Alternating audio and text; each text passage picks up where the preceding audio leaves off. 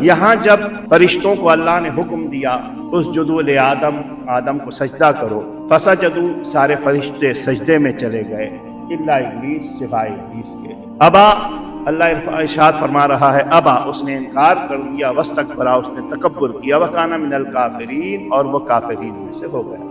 اس پر تفصیل سے گفتگو ہوئی تھی۔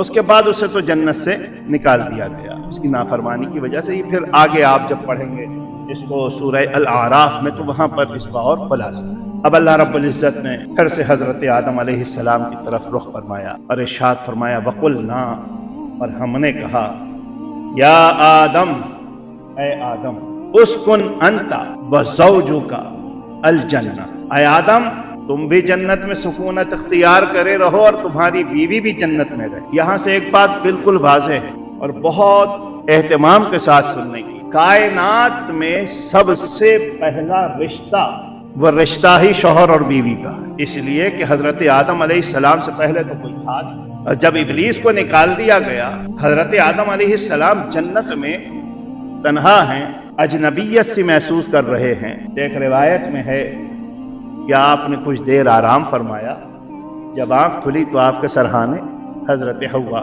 رضی اللہ عنہا جلوہ گر تھیں۔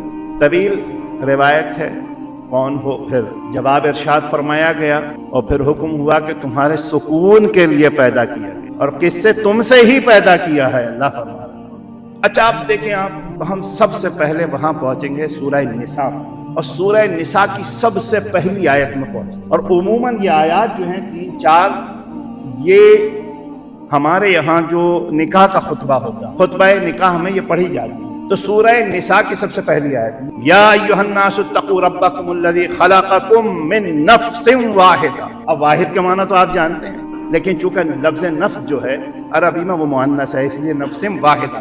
اے لوگو اس اللہ سے ڈرتے رہو، یا ایھا الناس اتقوا ربکم الذی خلقکم، جو تمہارا رب ہے اور جس نے تم سب کو پیدا کیا ہے، من نفس واحدہ، ایک ذات سے، اور اس ذات کا نام کیا ہے؟ حضرت آدم علیہ السلام۔ بات ابھی رہ گئی اگلی بار، وَخَلَقَ مِنْهَا زَوْجَهَا، اور اسی نفس واحدہ سے اس کا جوڑا پیدا کر دیا۔ قرآن بھی تائید کر رہا ہے کہ حضرت حوا رضی اللہ عنہا حضرت آدم علیہ السلام سے ہی پیدا ہوئی۔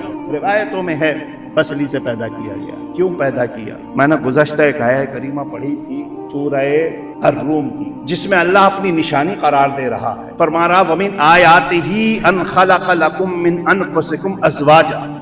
اللہ فرما رہا اور اس کی نشانیوں میں سے ہے، یعنی اللہ کی نشانیوں میں سے ہے یہ بات کہ اس نے پیدا کیا ہے تم کو تمہیں میں سے، من انفسکم ازواجا، تمہیں میں سے تمہارا جوڑا اللہ نے پیدا کیا، لتسکنوا الیہا، یہ لام تعلیم، تاکہ تم اس کی طرف سکون پا سکو، سکون حاصل کر سکو۔ معلوم یہ ہوا کہ اللہ رب العزت نے جو جوڑا پیدا کیا ہے وہ سکون غارت کرنے کے لیے نہیں بلکہ سکون پانے کے لیے پیدا کیا، اس لیے گھروں کے اندر اصل حق تو یہ ہے۔ پھر دیکھیں دوسرے مقام پر اگر ہم دیکھتے ہیں تو سورہ الاعراف کی آیت نمبر 189 189 اللہ ارشاد فرما رہا ہے هو الذی خلقکم من نفس واحد۔ دیکھیے یہاں بھی نفس واحدہ کی، سورہ الاعراف کی آیت نمبر 189 189 وجعل منها زوجها، یہاں بھی وہی بات، لیسکن الیہا، وہ اللہ ہے جس نے پیدا فرمایا تمہیں ایک ہی ذات سے، ایک ہی نفس سے، نفس واحدہ سے، وجعل منها زوجها، اور پھر اسی نفس واحدہ سے جوڑا پیدا کر دیا۔ کیوں پیدا کیا؟ لیسکن الیہا، تاکہ اطمینان حاصل کرے اس جوڑے سے، سکون حاصل کرے اس۔ اس لیے جو ہمارے یہاں رشتوں کا معاملہ ہوتا ہے، بہتر یہ ہے کہ دونوں کی رضامندی ہو، اس لیے کہ جو رشتہ زبردستی کرا رہے ہیں انہیں کیا ہے، انہیں تھوڑی زندگی گزارنی ہے، تو چلے گئے۔